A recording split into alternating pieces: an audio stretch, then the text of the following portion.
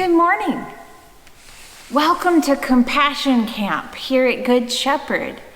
I'm really glad that you can join us online today. I'm sorry that we can't be together, but that's how things are right now. I'm really glad though we can be online. So I hope that you have a really good week with us and enjoy the videos and the stories and the craft time and the music and all the stuff that's going to be online. Today, we're doing At the Table. And so the story today is about being invited to the table. But before I begin, I just want to remind you what compassion means. So compassion means to share with someone their emotions. So to understand what they're going through, what they're feeling, and to come beside them to understand, to feel it with them, and then to be with them and help them in a way that they find helpful to make things better or just to be, right? So if somebody's really sad, to have compassion on them is to feel that sadness with them, and then to be there for them so that they can experience sadness and move into joy. Or if somebody's really happy, then you want to celebrate with them. So you want to maybe have a party together. In fact, this story is a little bit about that. So that's what compassion means. It means to think about how somebody else is feeling, and then to really sort of step into where they are, to understand where they're coming from. Well, the story that I have for you today is actually a story that Jesus told called a parable. And Jesus told this parable about a man who had two sons. And the youngest son came to his dad one day and said, "Dad, I want my inheritance," which means that he wanted like half of everything his dad had, as if his dad was gone. And his dad gave it to him. His dad gave him half of the farm, half of everything that they owned.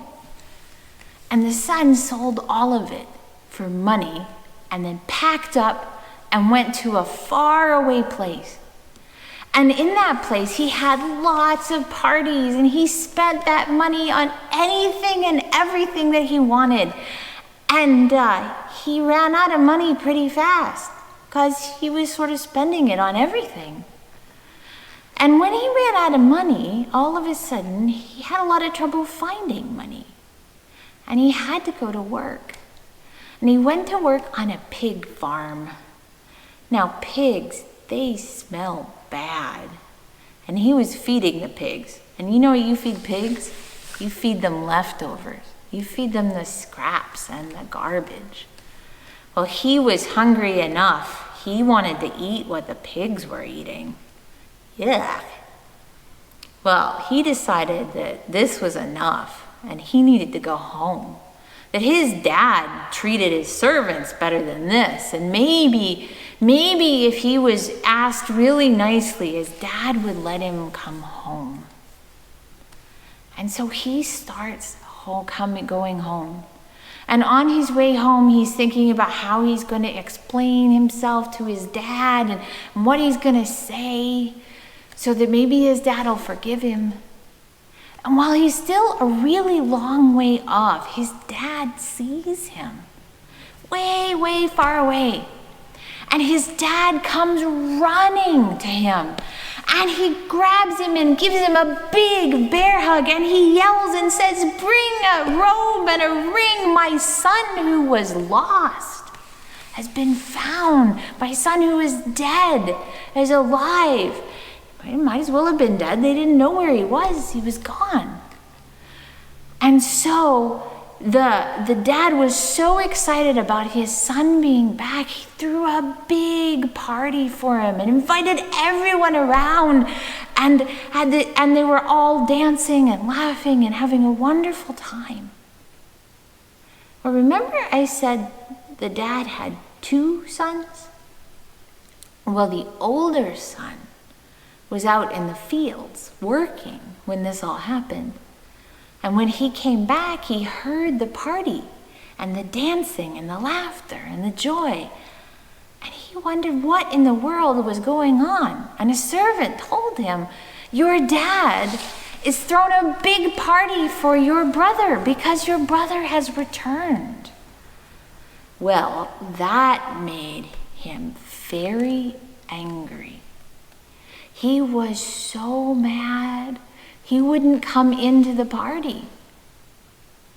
And so his dad came out to him to see what was wrong.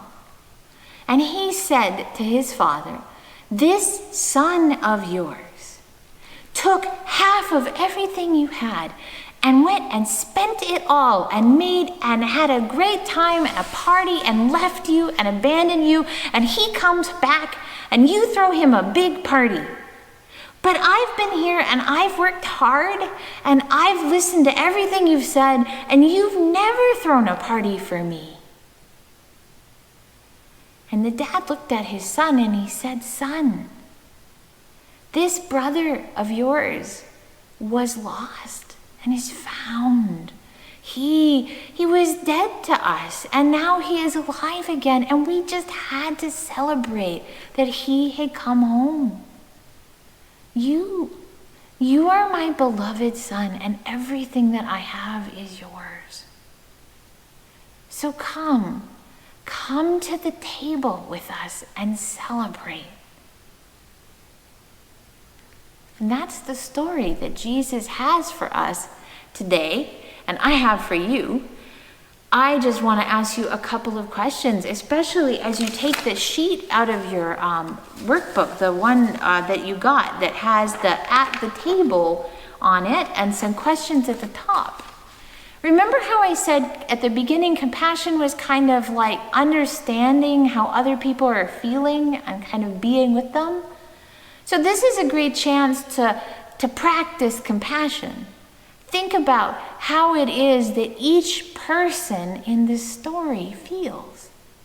How did the younger brother feel at the beginning of the story when he goes off on the adventure and has parties? And then how does he feel when everything goes wrong? And then when he comes home? How about his dad? How do you think his dad felt? And how about his older brother? All the way along, how do you think he felt about the whole thing? You know, if you were to be in this story, who do you think you would be? Do you think you might be the younger brother, or the older brother, or maybe the dad? Where would you put yourself in this story? And can you understand what other people feel in the story too? Here's something to wonder about. Do you think the older brother took the invitation of his dad? Do you think he went into the party?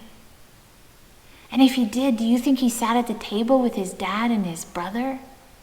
I mean, there were a lot of people there. I bet there were lots of tables set up. Do you think he sat with them, or do you think he sat somewhere else?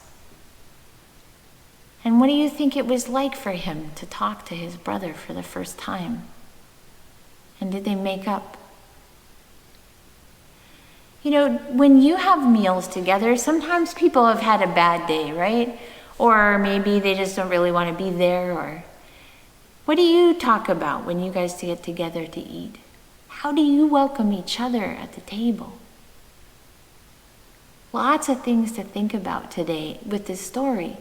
It's a very beautiful, very special story, and I'm glad that I could tell it to you today.